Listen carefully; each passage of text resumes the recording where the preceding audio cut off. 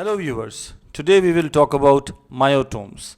I have talked about brachial plexus, I have talked about intermuscular spaces, I have talked about dermatomes and cutaneous fields. Today I will talk about myotomes.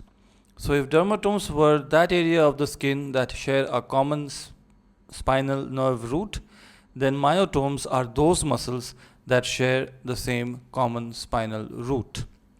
So a group of muscles supplied by the same spinal nerve root is a myotome. Now these muscles will also have a function, a movement, and based on this movement you can assess whether a particular spinal root is functioning normally or not. In the upper limb we have 5 spinal nerve roots that we can test based on a particular movement from C5 to C6 to C7 to C8 and T1.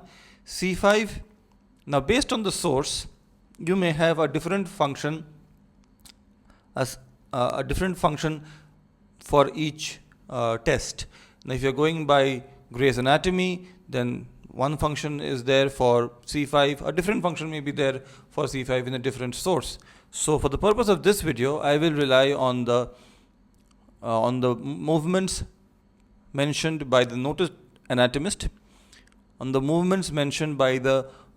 anatomist, and this is very simple to remember and we will be able to understand it easier. So let's go for it. So for C5 we have the shoulder abduction movement. Shoulder abduction is C5, elbow flexion is C6, elbow extension is C7, wrist or finger flexion is C8, and finger abduction or abduction, B for Bombay, finger abduction is T1. So shoulder abduction is C5, elbow flexion is C6, elbow extension is C7, finger or wrist flexion is C8, and finger abduction is T1.